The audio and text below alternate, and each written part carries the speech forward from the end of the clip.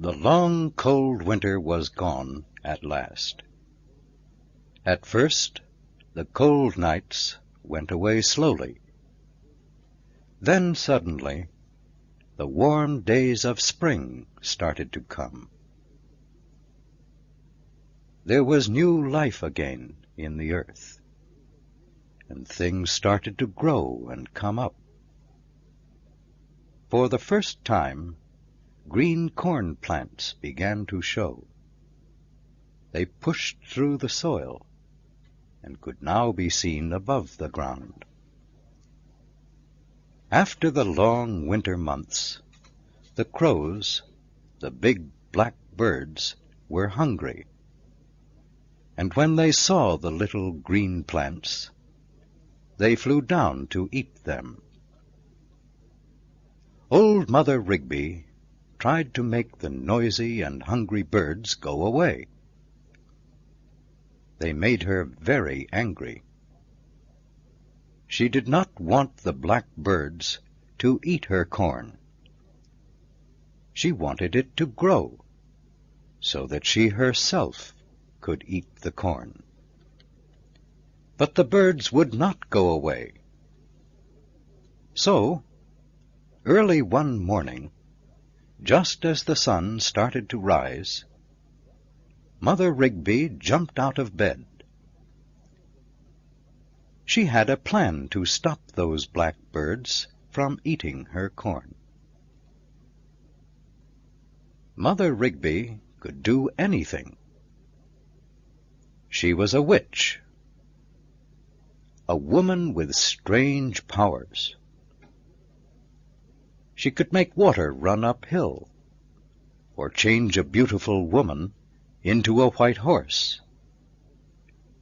Many nights, when the moon was full and bright, she could be seen flying over the tops of the houses in the village, sitting on a long wooden stick. It was a broomstick, and it helped her to do all sorts of strange tricks. Mother Rigby ate a quick breakfast, and then started to work on her broomstick.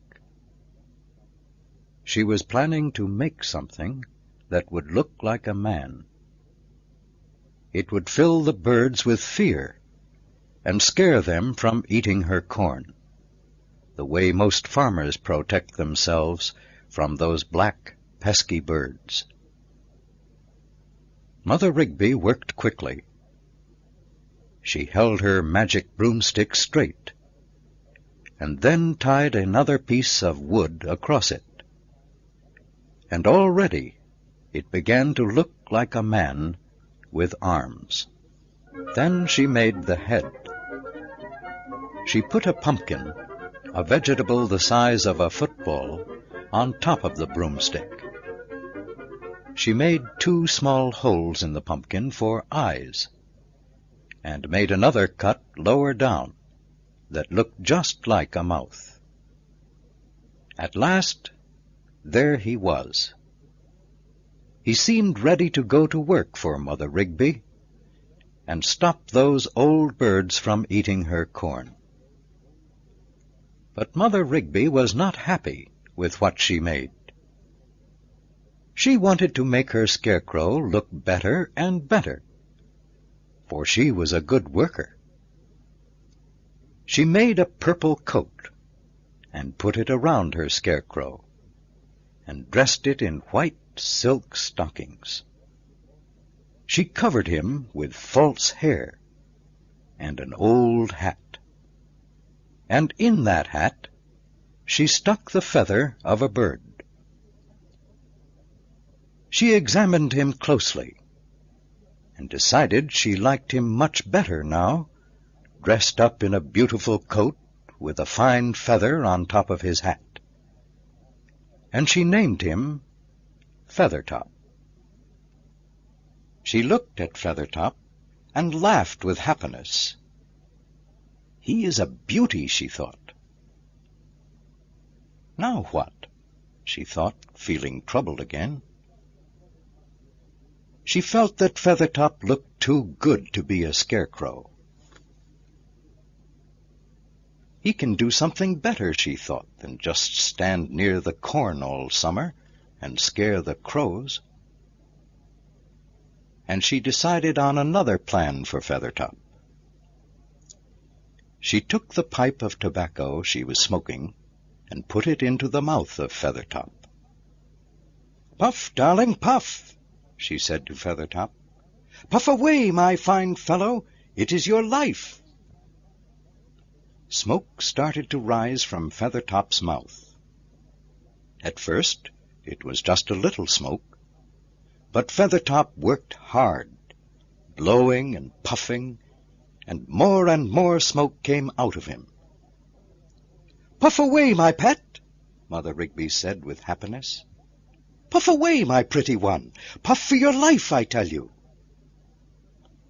Mother Rigby then ordered Feathertop to walk. "Go forward," she said. "You have the world before you." Feathertop put one hand out in front of him, trying to find something for support. At the same time he pushed one foot forward with great difficulty. But Mother Rigby shouted and ordered him on, and soon he began to go forward.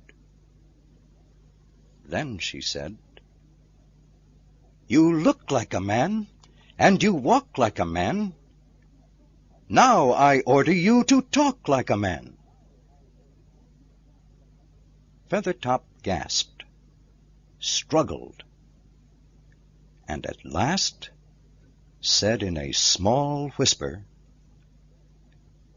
"Mother, I want to speak, but I have no brain. What can I say?" "Ah, you can speak," Mother Rigby answered. "What shall you say? Have no fear. When you go out into the world, you will say 1,000 things, and say them 1,000 times. And saying them 1,000 times, again and again, you still will be saying nothing. So just talk, babble like a bird. Certainly you have enough of a brain for that."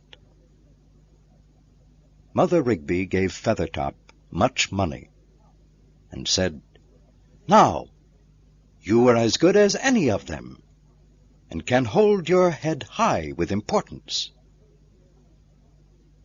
But she told Feathertop that he must never lose his pipe, and must never let it stop smoking.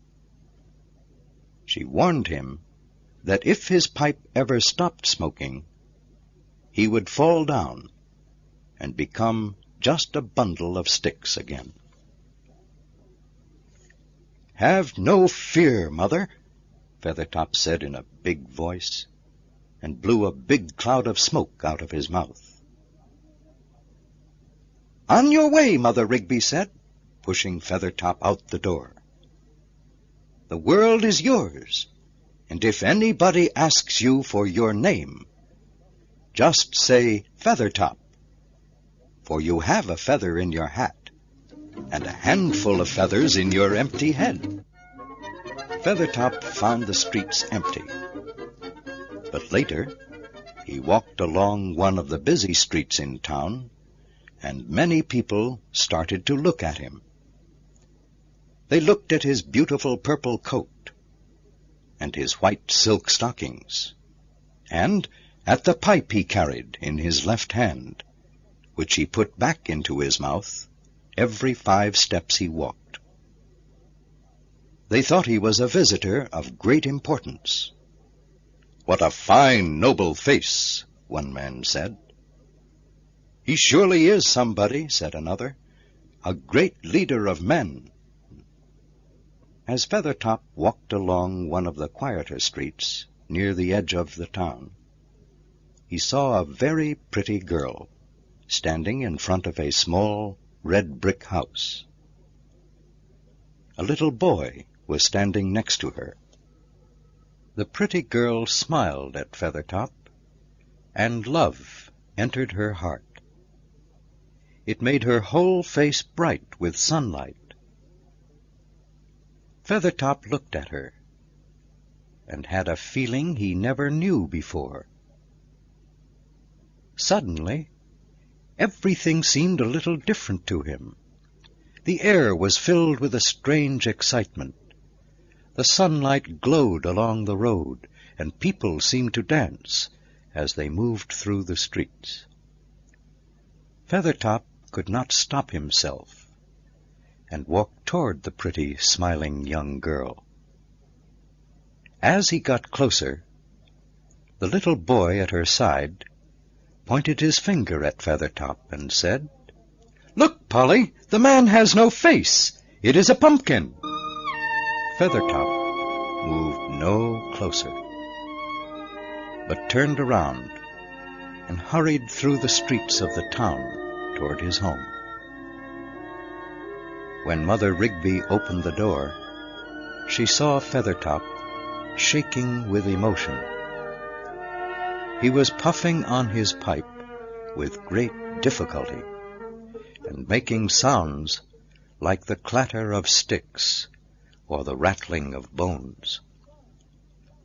"What's wrong?" Mother Rigby asked. "I am nothing, Mother.